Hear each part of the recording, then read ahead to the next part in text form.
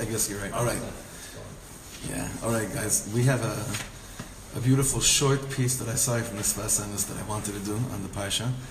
And as you all know, that whenever we come to the Parsha, they're dealing with Nadav and Avihu, we don't understand anything. It's the most complex story that we have. It's funny, as a little kid, you're taught that they were bad people. And then when you're a little bit older, it's like tzaddikim. And you see that Hashem, tells Moshe, be krovaya kadesh, I sanctify myself amongst those who are closest to me. It's very not the pshat. Very not the pshat at all. It's true. When we were younger, let's count all the reasons that what they did wrong. It's like Korach, Nadav, Avihu. Absolutely. Absolutely.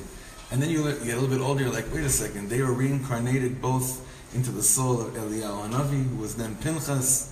That's what we're doing in the women's shir today with Rav Kook. He does a whole take on that. So we're going to be seeing, and also over Shabbos we'll be learning all different types of angles to try to understand what the Torah is telling us, what was wrong and what was right, but more importantly than what they did wrong or what they did right, what does it have to do with us? So in order to understand what it has to do with us, just on a very pshat level, did anyone get any real enjoyment from the fact that this morning they did something that Hashem told us to do?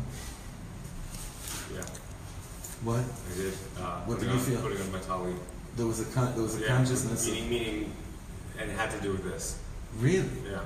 You want I shared. Well, I mean, I don't know. No. I see this is probably the direction you're going in, which is basically. I heard this yesterday about Nadav and Avihu, that they brought an Eish Zara, that Hashem lo tziva otam. Hashem did not command them. Right. This game is all about what Hashem commands you to do. You pick up some Shmini along the way. You want to feel close to Hashem along the way. That's great, nice. but I don't know if that's going to happen, and it might not, and that's not part of the deal. Correct. The thing is, He told you to do it, and you got to do it, and so, okay, so yeah. It's I awesome. put on the talit. After that, it dropped off, but when I put on the talit, okay. It's beautiful. What Yossi's saying is an angle that all the tzaddikim look at the parsha and they say, when it talks about Nadav and Avihu, the Torah clearly states, Asher lo tziva, that God did not command them to do that fire. But then, what happens the rest of Rishon? We just read it. Ka'asher tziva Hashem et Moshe. Ka'asher tziva Hashem et Moshe.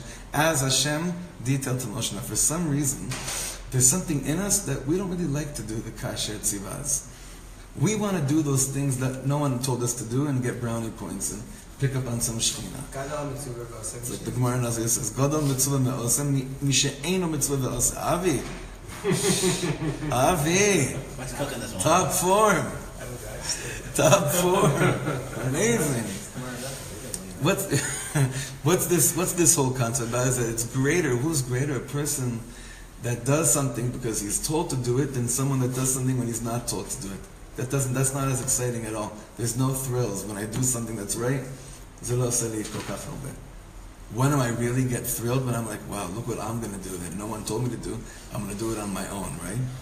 Like when you tell your child, go and do this, as opposed to them surprising you and doing something you didn't ask them to do, what makes them feel more special, right?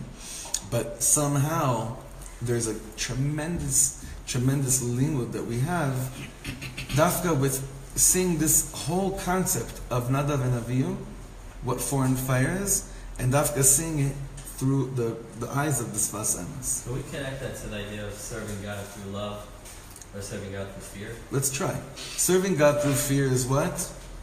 I do only what I'm told. Okay, serving God through love is, the Ishbitzer says, this is probably what you were subconsciously mechavening to. Of course. The Me'ashilach says, what was Nadav and Avihu's problem? There was hitgabrut ahava ala yirah. There was an overbearing and extensive amount of ahava over the yirah. Because when I'm just like flowing in love, what might end up happening? I'll do a bunch of stuff that I might not be commanded to do, but I'll say, hey, it's all good, man. Like that absolute sheker song that, did John Lennon write it? Who wrote All You Need Is Love? Beatles? Yeah, it's absolutely sheker, yeah. It's like Dragon's Mirror on Shabbos. It's all love, right? It's just, look, I'm going to Rabbi Shimon, I'm going to Rabbi Shimon. He's like, I'm sure there's like, whatever, I just got to get to Rabbeinu and the Tziyun, it's fine. It doesn't matter. That's not how it works. Huh? That's not how it works. works. That's not how it works. It's funny, there's a Rav in where is he, in Queens? Rabbi Yosef Mizrahi. Have you heard of Rabbi Yosef Mizrahi? You've heard of him, right? So, Noach, you've heard of him? So, I'm listening to this whole conversation, a 2-hour conversation that he had with Rav Mota Frank. You ever hear of Mota Frank in Breslov? He's a big mashpia in Breslov. And he's very chaynedik, very full of life. This Rav Mota Frank went to go to Rav Yosef Mizrahi's house in Queens late at night, and they stayed up for hours discussing what? The authenticity of Rabbi Nachman's words and his commandment about what he said about going to the Tzion and saying Tikkun HaKlali. And Rav Yosef Mizrahi is saying there's absolutely no way in the world that he could have based that on anything in the Torah that says, doesn't matter what you do as long as what? You come to the Tzion in Uman, say Tikkun HaKlali, and give tzedakah in my name. So, Rav Mata Frank says, you're actually correct. There was one more thing Rabbi Nachman said as part of that whole operation of how things work. What's that other thing that people don't usually say? And you mekabel on yourself to do tshuva and to fix your ways. Right? That people don't insert into the whole, this is the whole, Rabbeinu's tikkun. You can't just say the Hail Marys loud. But Lahav, I don't want to mekatre and Am Yisrael, it's a big thing, If the argument didn't end there, right? Well, that part of it did, actually. Yeah? In that part, it's not that he mekabel, it's like, oh, so now I'm going to go do this. It's not what he said. But that when he heard that, oh, that's part of what Rabbi Nachman said, on that level, yeah. A bunch of other stuff continued for 2 more hours. It's very interesting. It was a very bizarre conversation too. Anyway, let's see how the Sfas Emes reached. This is so beautiful. Huh? It's online. It's on YouTube. Someone recorded. I think someone just type it in. Yosef Mizrahi Mota Frank. It's online. B'Shem Adoni Maurice Keni Zal. Who is he speaking about whenever he says that? The Chidush Yarim, his grandfather. Al Pasuk Asher Lo Tziva Otam. Regarding Nadav and Avihu, God did not command them to bring that fire. So just to do a tikkun on our childhood, like Avi brought up. The Torah says they brought an Eish Zara, just the pshat of the Torah. Forget all the midrashim for a second, and all the mefarshim that give different reasons. What were they busy doing? Were they Mechal Shabbos? Were they doing something wrong with I don't know what, with drugs, no, what were they doing? They brought a certain fire, they brought an enthusiasm, they brought a hitlavut of fire, but they weren't commanded to do so. The type that they were involved with was not something they were commanded to do. Asher lo tziva otam. Lilmod, this Sfas Emes says. Ki ha'ikar koach kol ma'aseh ha'adam mitzad tzivui Hashem. You want to know what gives man strength? Not the fact that he understands things about life. What makes man most powerful is when what? Mitzad tzivui Hashem. When he attaches himself and he says, and he consciously does something. Why? Because God said so. Think about it. Every single bracha that we say. Baruch atah Hashem Elokeinu melech haolam asher hevanu et mitzvotav. No. Asher kiddushanu mitzvotav vehevanu? No. Vetzivanu. And he commanded us. So Itamar, it seems like the format of the bracha starts off with Ahava, Baruch Atah Hashem. It's one that you love very much. Like Rav Weinberger said, the most beautiful word in the world is what? Atah. You're talking to Hashem, you, right? That's love. Atah, you're right here. That's Ahava. Vetzivanu, but then there's the Yira, right? And then, whatever the end of the bracha is, right?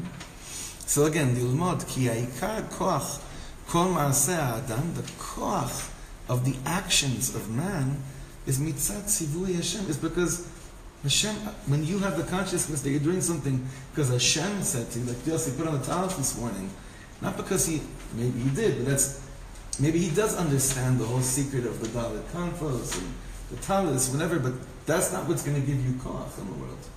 What gives man koach, what establishes the strength by a yid, is he does it because Hashem says so.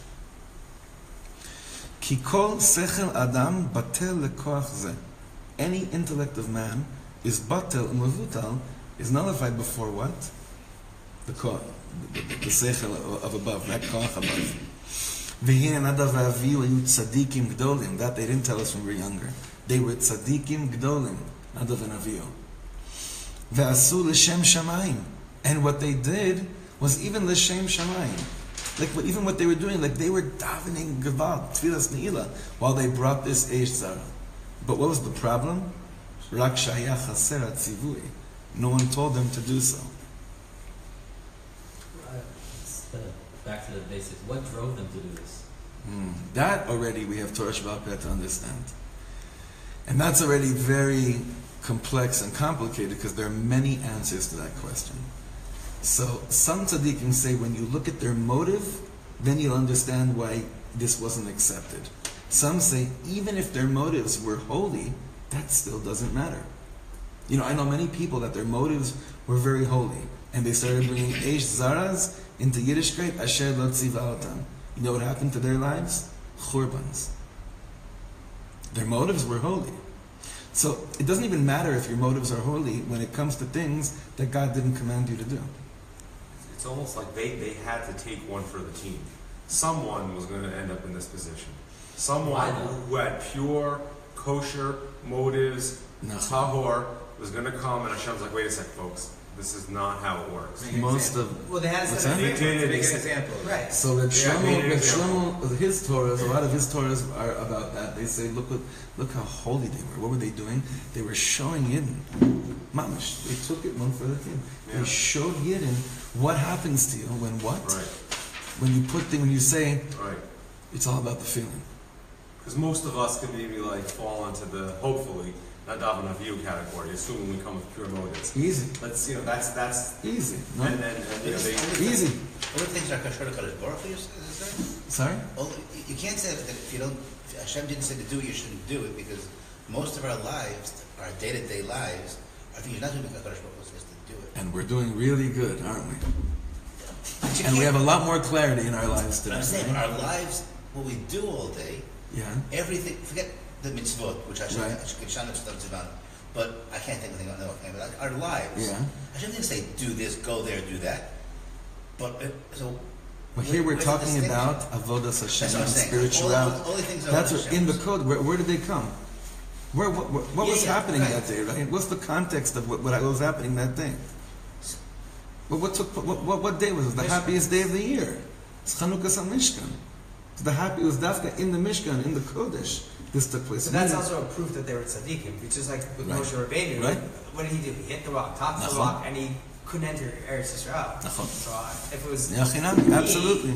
Hashem would be like, all right, you've done a million other things, but that's another proof. Nachon, absolutely. It's more.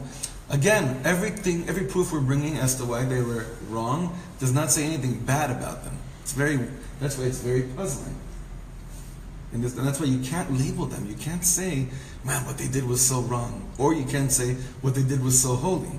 It's that the match, like the shidduch between their actions and their heart, didn't shtim. Wasn't right. Wasn't together. So that's what Yasser said. This is a strong lesson for him. Huge.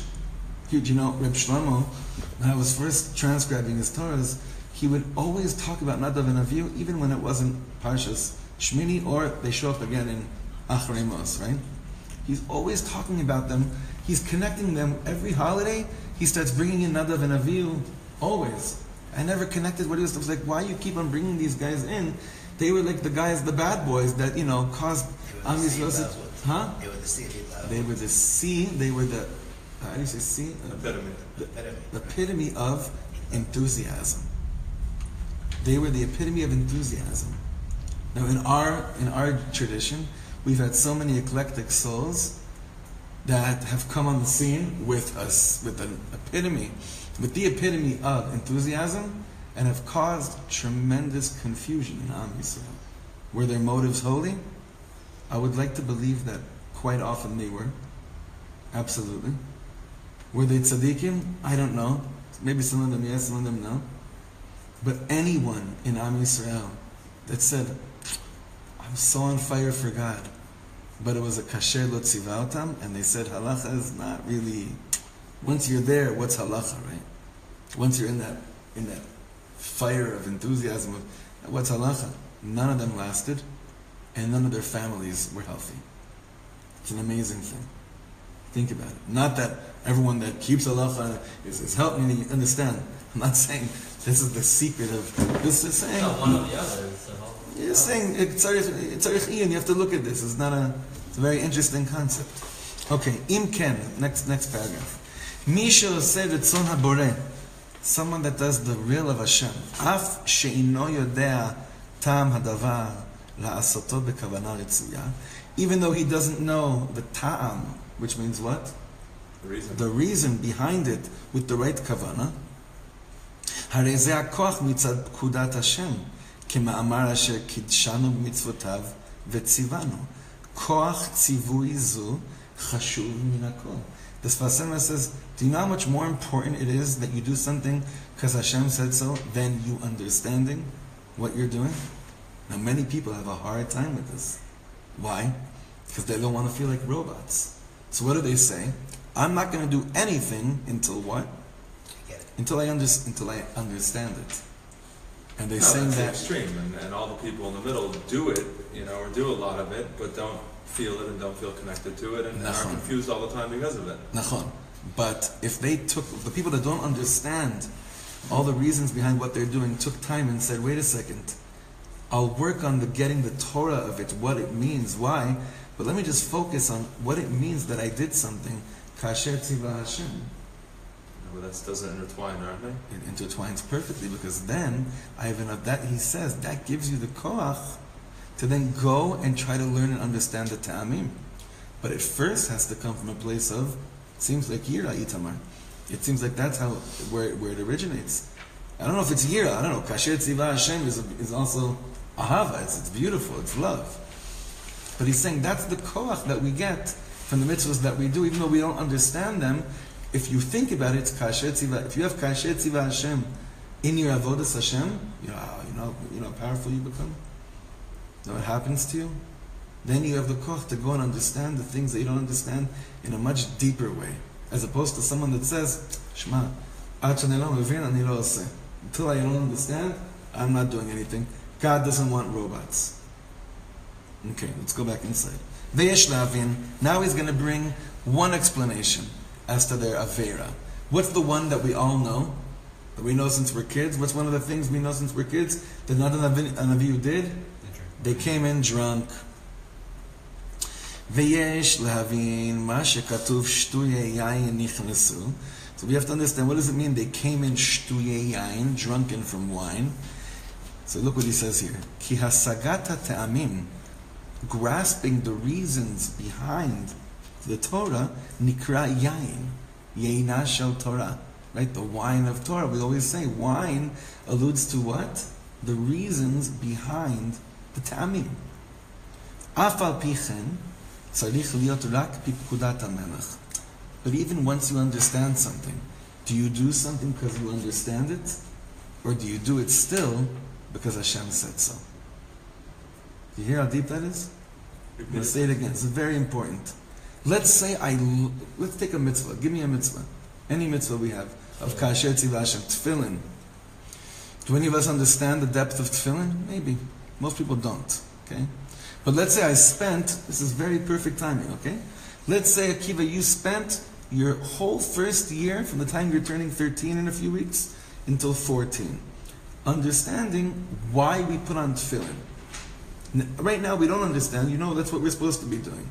But why like this? Why the wrapping like this? Why does it have to come from the animal that it comes from? Why the boxes? You understand and you understand it all. And it all makes sense to you. So the Sfas Emes says, even after you understand everything and it makes sense to you, do you do it because it makes sense to you? Or are you able to do it because still Hashem said so? Purely because that's Ivana. Yeah. It's a great example. אף על פי כן צריך להיות רק בפקודת המלך. ולאשר השגתם גבר להם לעשות גם אשר לא ציווה השם. So to the fact that they're hasagas, what does it mean hasagot? Accomplishments or Their Aspiration? no. Their mental achievements, meaning so even though their mental understandings and grasping, intellectual grasping, What did it do? It led them to do stuff that God didn't command because they understood how things work better, even though it's nothing that God, told them to do. That's why they're called Shtuyei Yain B'nichnesu. He's saying they weren't really drunk. He's saying Shtuyei Yain means they were filled with, I got it, I understand it. Do you understand how You're deep it is? filled with saying we're doing this because we understand it. Not Right. because- Even though God didn't say to do this, but I understand this. I once told you I spent a whole Yom Kippur one time standing next to a professor in Hebrew University. He was half the year in Hebrew U, half the year in NYU. This was many years ago in Yerushalayim. He didn't open the mouth at one time. Why? Because he got it. He was learning Rambam. He was learning some kind of piece from Marta Vulcan of Yom Kippur. Why? He doesn't need to daven.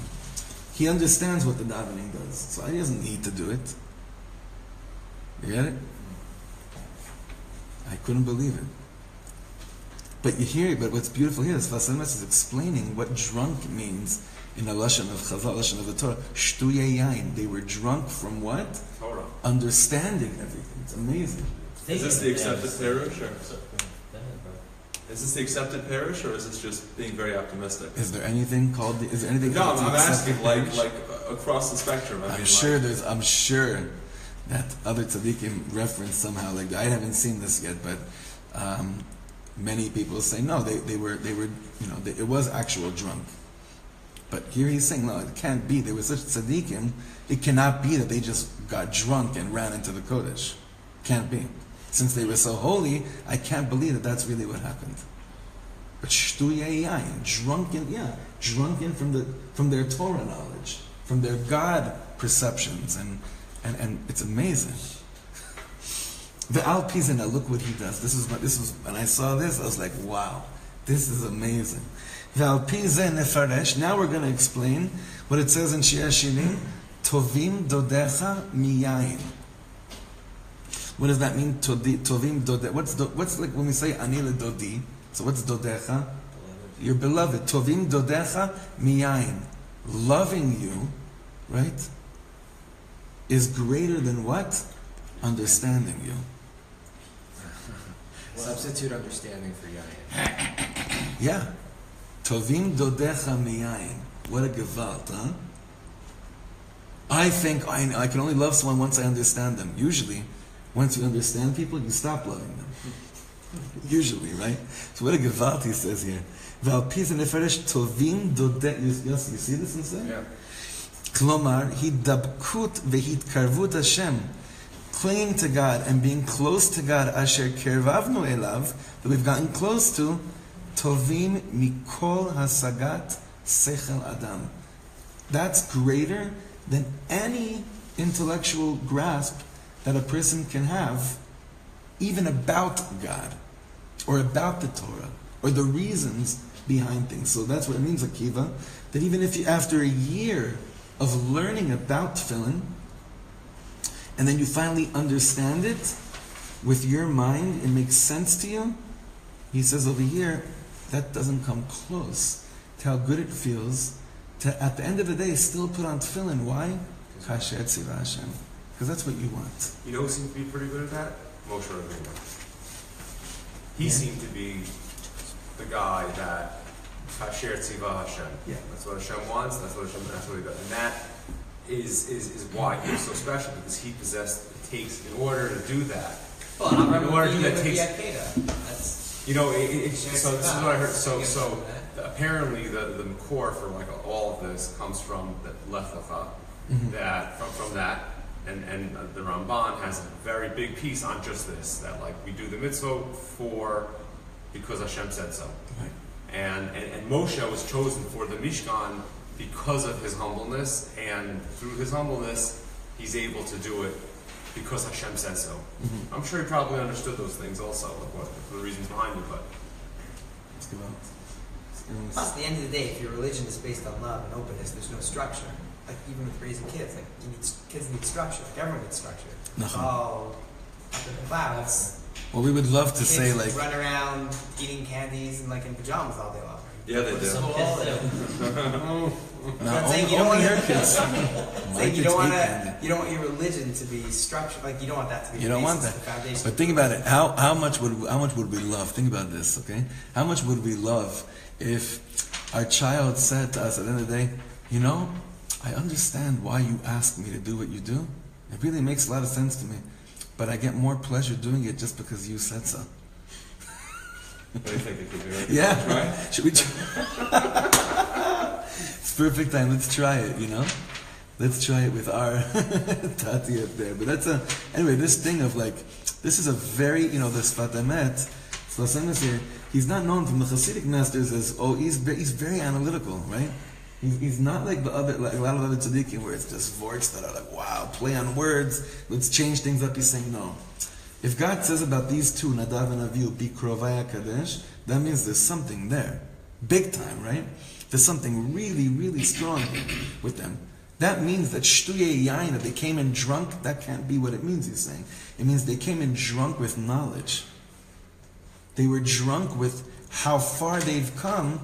You've seen people that are mamish intellectually drunk, right? You've seen them. They're called professors. I didn't want to say that.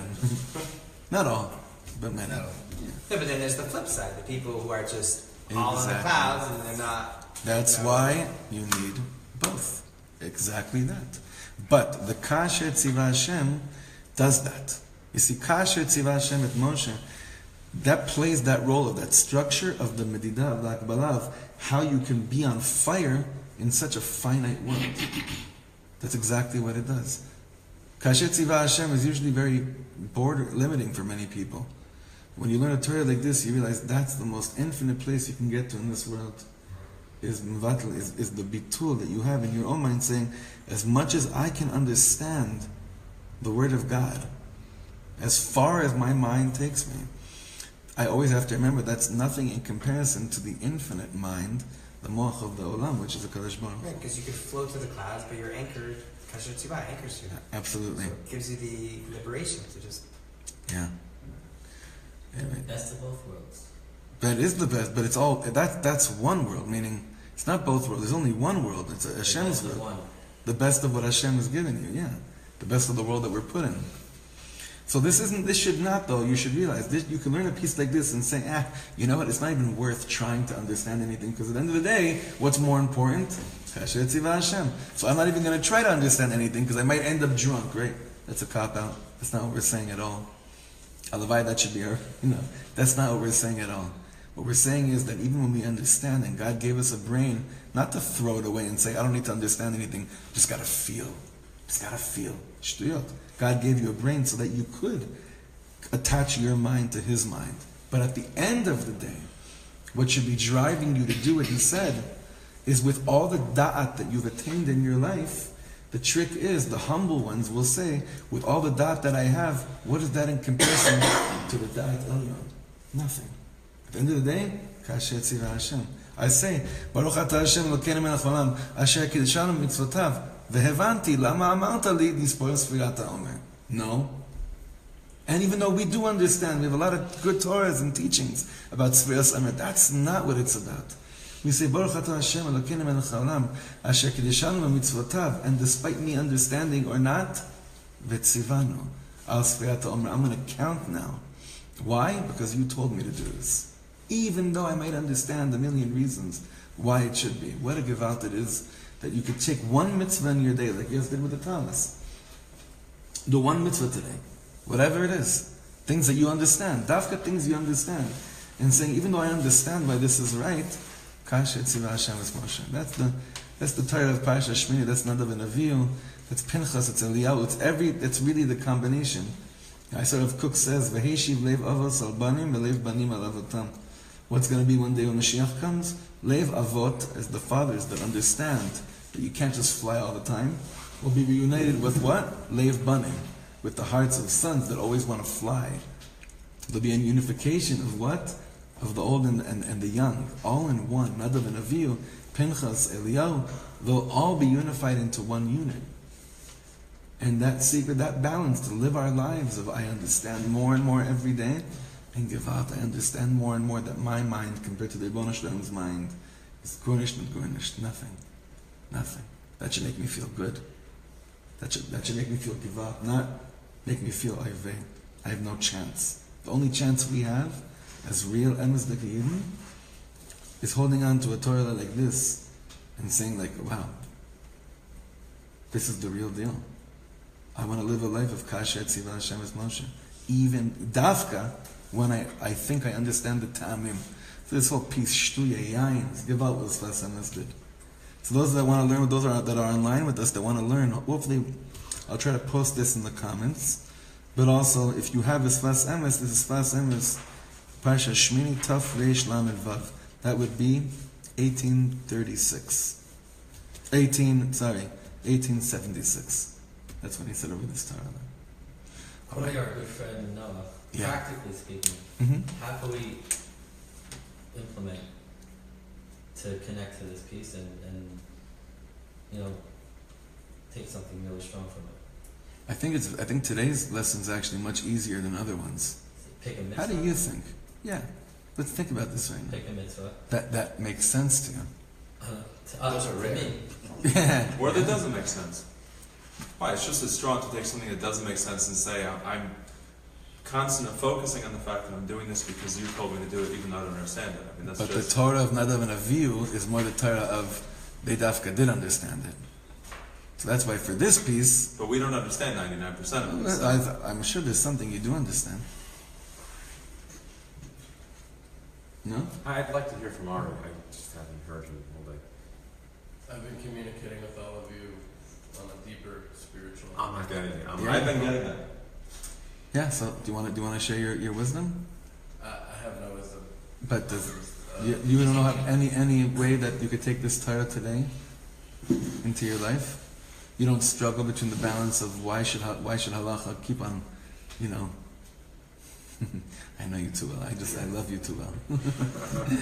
I know you too well. Oh, I know that's not what we're supposed to be saying today in today's shir. I know you too well. Tovim dodecha miyayin. Shtuya yayin. I know you too well. I know you too well. Listen, this avoda itamar. It's a very practical lemaisa thing over here. Is that we live in a world where we're trained to think that only once I understand something, that's when it becomes real to me. Right? But in Torah, that's not exactly the way things work, specifically over here, in this case of Nadav and Avihu. What's bittul? Do I mevatel myself because I understand that I'm better off mevateling myself to God? I don't even understand what that means. But the bottom line over here is that Nadav and Avihu were tzaddikim, who, what did they take too far? What is that they took too far? The concept of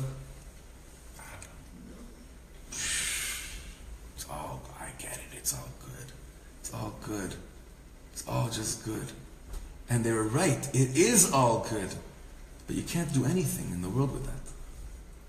That's why we have the way the world is set up for us, the way the borders are set up for us, so that we could bring into this infinite feeling of love that we have, for it to have an expression in this world. Now we can understand other reasons that Nadav and Avihu were punished. What's one of the other ones? A really hard one to really swallow. They were not M-A-R-R-I-E-T.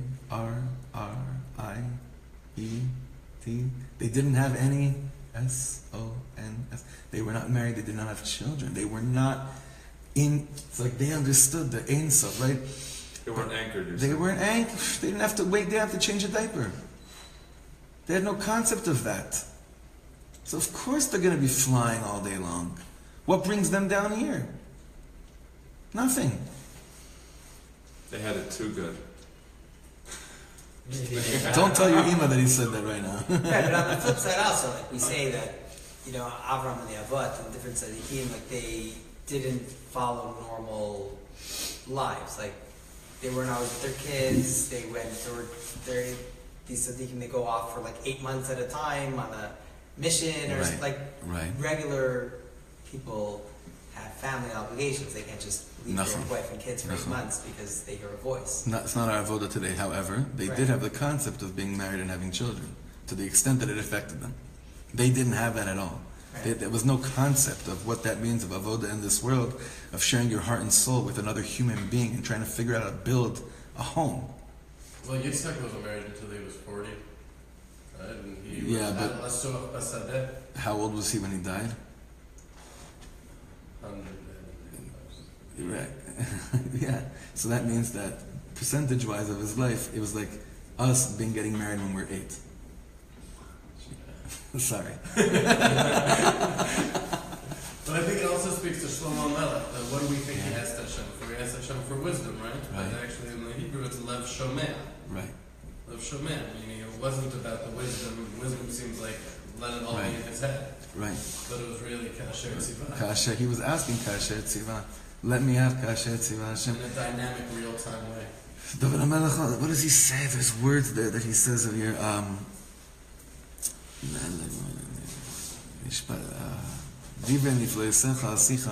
Every when you look at David HaMelech's words, this is what he's always asking.